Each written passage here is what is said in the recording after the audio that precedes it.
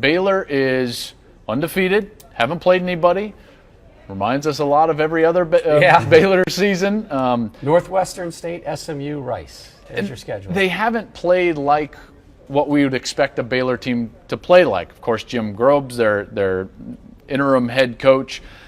But everything that they talk about, Bruce, is that they haven't changed anything for their players. It's the exact same offense. They practice the same way. They do everything the same, and they're trying to get the same results. But the bottom line is that just the feeling around the program is immensely different. Yeah, there's no, look, all those guys, it's not just Kendall Briles, the offensive coordinator, it's his dad, Art Briles.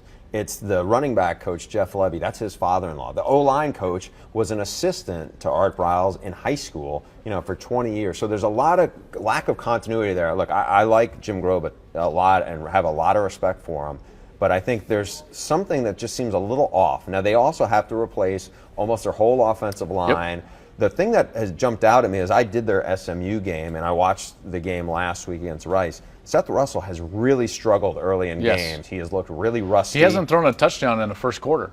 And there is such a discrepancy between the athletes they have at receiver with Katie Cannon, and they have three really good running backs compared to the guys they're playing. This will be the closest thing to apples of athletes. I'm curious to see if they bring it because they have not so far. Yeah, the Seth Russell stuff is amazing. The graphic that we're going to air on the game Saturday, comparing last year to this year, just in the first quarter, his completion percentage way down. Yards per completion down about 13 yards. Pass touchdowns, that's the big one. 11-0. He had 11 first. Well, look who they played.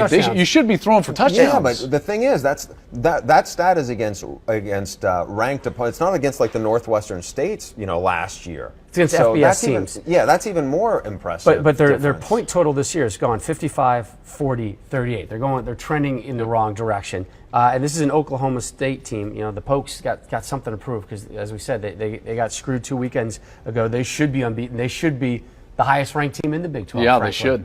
They absolutely should. They also can't run the ball, which is going to be a huge storyline for them moving forward. We'll see if Rennie Childs, he's a guy that is now going to be probably their focal point back. He did run for 100 yards a week ago, but they're really about throwing the football. Mason Rudolph threw for well over 500 yards a week ago, top output of anybody thus far this season as far as the passing game. James Washington, almost 300 yards as a wide receiver. This dude is a freak. I mean, he is really good, so pay attention to those two as we get set to bring you that one on Fox, Oklahoma State at Baylor. Brought to you by Dr. Pepper. It's a college football tradition.